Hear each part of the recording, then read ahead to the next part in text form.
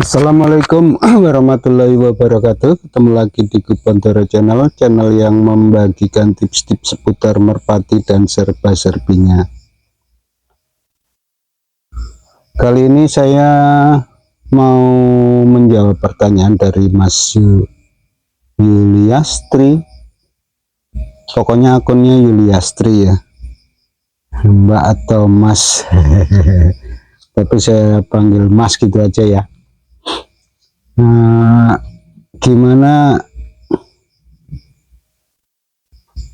tipikal atau kerja merpati yang ekornya tipe mati atau tipis gitu ya, kalau nggak salah begitu ya.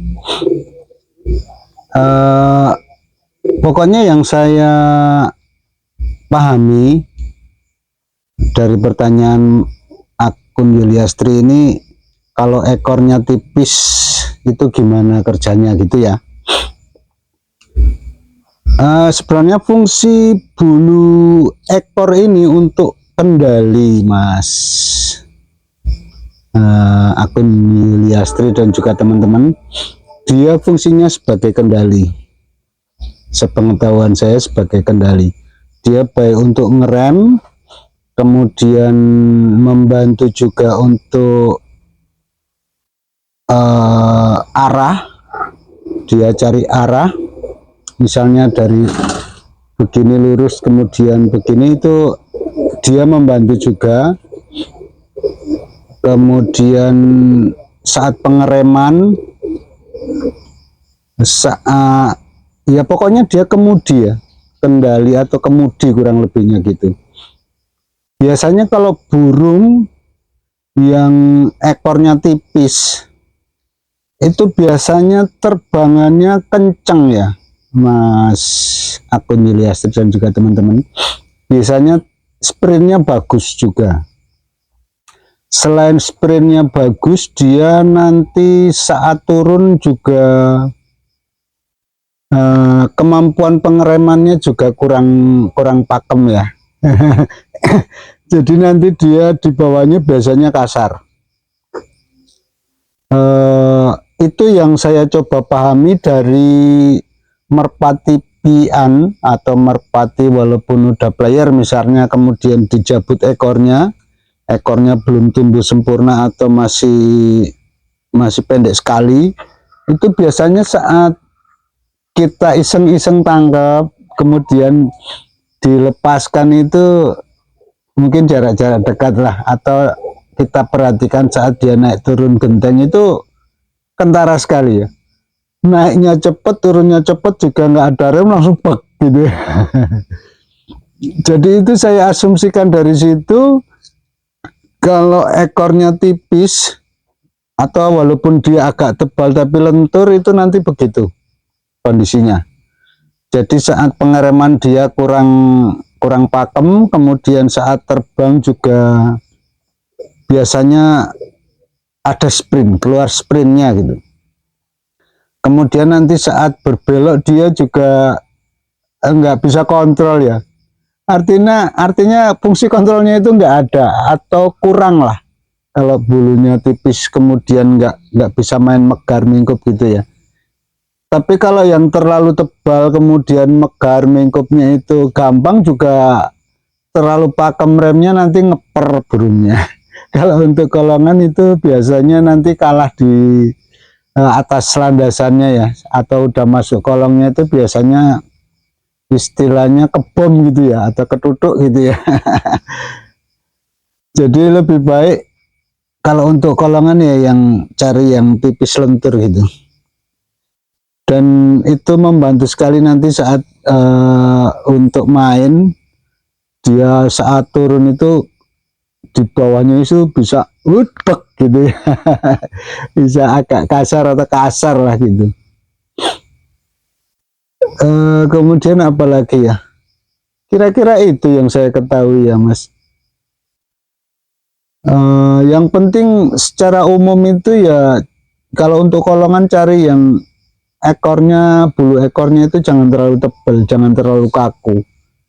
Kalau saya suka yang di tengah-tengah, kalau saya ya, dia kalau turun nggak terlalu ngebom juga nggak terlalu ngeper.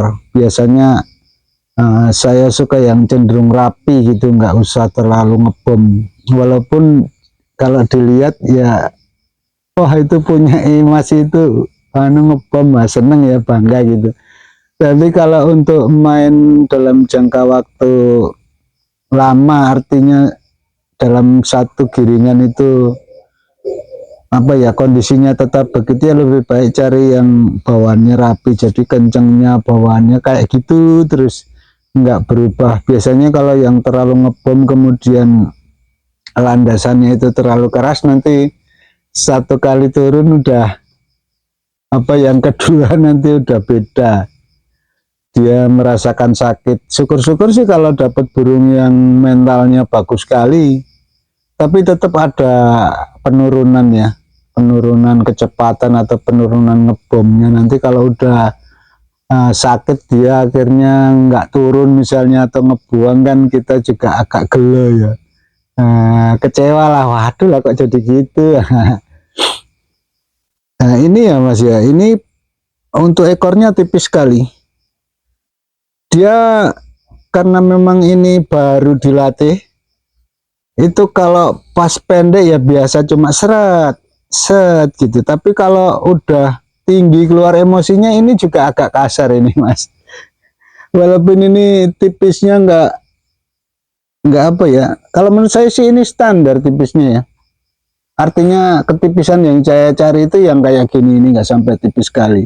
Kemudian kelenturannya juga nggak terlalu lentur ya, ada lenturnya.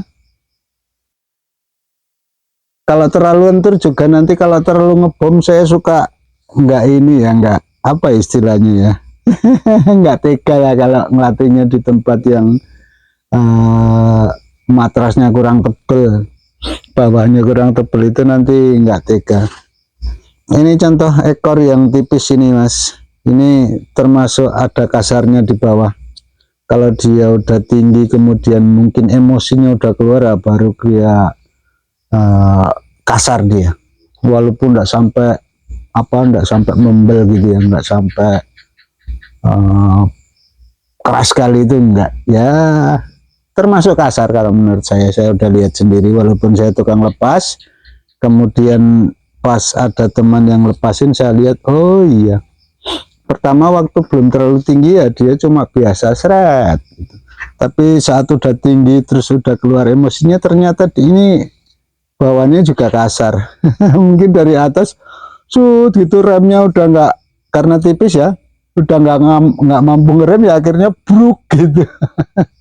Itu saya anggap kasar itu teman-teman semua ya.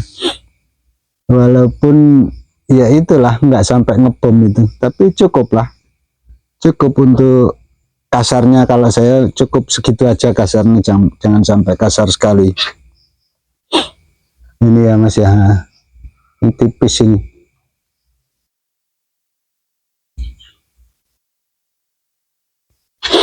Ini rambonannya juga gresik, ini juga giringannya bagus ini. Gresik ya itu ya. Oke, itu ya Mas akun Yuliastri dan juga teman-teman semua. Mudah-mudahan ini bisa memberi gambaran ya, memberi gambaran kalau ekornya tipis itu kayak gitulah perbandingannya saat kita punya merpati. Walaupun dia nggak kasar, nggak ngebom turunnya, tapi saat dicabut kemudian kita lihat di rumah naik turun genteng itu, maka akan kelihatan kenceng. Kemudian saat dilepas juga terbangannya lebih kenceng daripada saat dia bulunya utuh. Itu cuma yang saya amati sebagai pembanding ya Mas, dan juga teman-teman semua. Semoga ini bermanfaat sebagai referensi. Dan akhir kata saya ucapkan terima kasih. Wassalamualaikum warahmatullahi wabarakatuh.